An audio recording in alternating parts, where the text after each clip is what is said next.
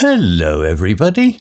If you want to read all the story's content in full, please go to www.steveuk.blog. Thank you. Short Story 684, The Biscuit Tin Heist. Intermediate. It was a quiet Tuesday morning in the village of Lower Puddle. Birds chirped, the postman whistled, and Mrs. Penelope Crumb was polishing her silver teapot. Everything was perfectly normal until she opened her biscuit tin. Empty. Penelope stared in horror. Impossible, she gasped. I baked 12 custard creams last night. She marched to the window and scanned the street. Nothing suspicious, except for Mr. Blenkinsop, her neighbour, who was wearing sunglasses and a fake moustache. He didn't usually wear either. Penelope narrowed her eyes. Time to investigate. She grabbed her magnifying glass, a gift from her niece who thought she was a bit Miss Marple, and set off. First stop, Mr. Blenkinsop's garden. Lovely day, she said sweetly. Is it? He replied, sweating. Penelope leaned closer. You wouldn't happen to know anything about a missing biscuit tin, would you?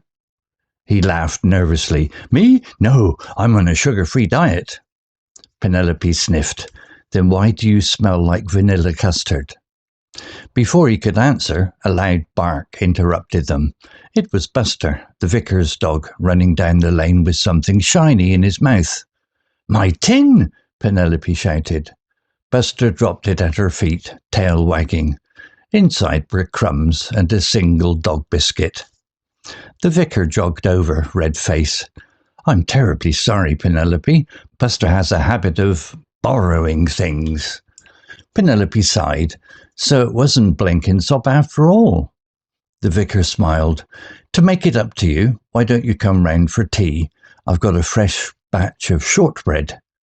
Penelope agreed, but not before giving Buster a stern look. Next time, stick to your own biscuits. As she walked away, Mr. Blenkinsop removed his fake moustache and whispered, Close call. But Penelope heard him. She turned slowly. We'll talk later, Blenkinsop. And with that, she disappeared down the lane, magnifying glass in one hand and her dignity mostly intact. Vocabulary notes. Polish, verb, meaning. To make something smooth and shiny by rubbing it, often used for cleaning metal, wood, or shoes. Example, Mrs. Penelope Crumb was polishing her silver teapot. Similar words, shine, buff, clean, scrub, though scrub is usually more vigorous. Tip, polish can also mean to improve something, like polish your English skills. Narrow, one's eyes, phrase, meaning to partly close your eyes, often when you are suspicious, trying to see something clearly or thinking carefully. Example, Penelope narrowed her eyes. Time to investigate. Similar expressions, squint, glare, peer, frown. Tip. This phrase often shows someone is being cautious or doesn't trust what they see or hear. Fake, adjective, meaning not real, made to look like something else. Example, Mr. Blenkinsop was wearing sunglasses and a fake moustache. Similar words, false, imitation, pretend, artificial. Tip. Fake can describe objects, a fake diamond, people, a fake friend, or actions, a fake smile. Close call, noun phrase, meaning a situation where something bad almost happened but was avoided at the last moment. Example, Mr. Blenkinsop removed his fake moustache and whispered, Close call. Similar expressions, near miss, narrow escape, just in time. Tip. Often used in humorous or dramatic situations to show relief. Gasp, verb, meaning to take a quick, deep breath through the mouth, often because of surprise, shock, or fear. Example, impossible, she gasped.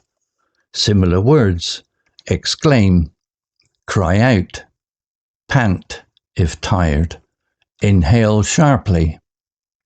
Tip, gasp can also be used as a noun. There was a gasp from the crowd. Story written by Copilot on Windows 11 Pro. Image created by Magic X AI.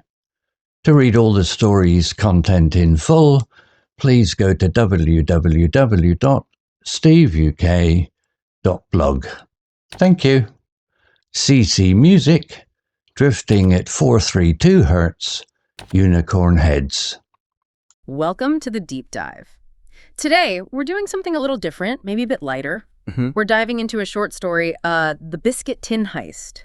It's this charming little English village tale. Right, and it's surprisingly effective, actually. A perfect case study for looking at narrative tricks and, specific word choices. Exactly. So our mission, really, is to see how the author builds this tiny mystery.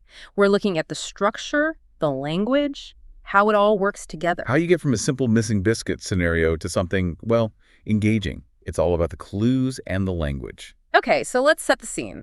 We're in Lower Puddle. Sounds idyllic, right? Classic village setting. And we meet Mrs. Penelope Crumb. She's doing something very ordinary, polishing her silver teapot. Very calm. And bam, Yeah. to shift. She goes for her biscuits, her custard creams, 12 of them. And the tin's empty. The story says she gasped. That's the first jolt, isn't it? From quiet polishing to sudden shock. That's your hook, the inciting incident. Makes you care about those biscuits immediately. Yeah. And the author doesn't hang about. We get a suspect straight away. Mr. Blenkinsop. And he seems suspicious from the get-go. Sunglasses. Not a fake mustache. I mean, really. It screams, I'm hiding something. It does. It feels almost too obvious. Plus, he's sweating, claims he's on a sugar-free diet. Which is immediately undercut because Penelope notices he smells like vanilla custard. So his story's shaky. Right. So we're meant to think, okay, this is our guy, but it feels a bit theatrical. Well, that's the point, I think. It's a red herring.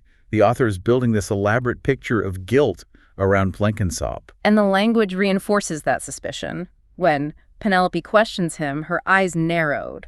Exactly. It's not just stating she's suspicious. It's showing you her reaction, her thought process. You're right there with her thinking, okay, Blenkinsop, what's your deal? So we're focused entirely on him. And just as maybe Penelope is about to press him further... Distraction. A loud bark. And down the lane runs Buster, the vicar's dog. With the biscuit tin. Yeah. Shiny tin caught in his mouth. It's almost slapstick. He drops it. And inside, crumbs, mostly. Yeah. And crucially, a dog biscuit. Uh-huh. The vicar turns up, all apologies. Buster has a habit of borrowing things, he says. Case closed, you'd think. Penelope's relieved. Blenkinsop didn't steal her custard creams. He's off the hook. For the biscuits, yes. But then comes the real twist, the subtle one. As Penelope turns away, Blenkinsop, thinking he's in the clear, takes off the fake mustache. Wipes his brow. And whispers, "Close call." And the crucial bit is Penelope overhears him. Yes. And that phrase, close call. The source material defines it perfectly, doesn't it? A situation where something bad almost happened, but was avoided. So he was guilty of something. Just not the biscuits. Buster the dog inadvertently saved him from whatever else he was up to. Exactly. It's brilliant dramatic irony. The main simple mystery is solved, but a deeper, unanswered one opens right up. So let's pull back for the takeaways here. First, the narrative structure. The author expertly uses misdirection. Absolutely. Sets up Blenkinsop as this very obvious, almost comically guilty figure. Only for the real, much simpler culprit to be, well, a dog with a penchant for shiny things. And the second point is the power of those specific verbs. Think about the start. Penelope is polishing. Very calm, quiet verb. Then she gasped. Sudden, sharp intake of breath. That contrast sets the pace immediately. It controls the emotional rhythm of the whole piece, doesn't it? Forces you to feel the shifts alongside Penelope. Very economical writing. Right, so the story ends, but not quite. Penelope gives Blenkinsop this look and says, "We'll talk later." And since we now know the biscuits weren't his crime, what was he so relieved about? What was the close call referring to? And that's the final clever move by the author. That question. It's left entirely for you, the listener, the reader, to ponder. What was Blenkinsop's secret?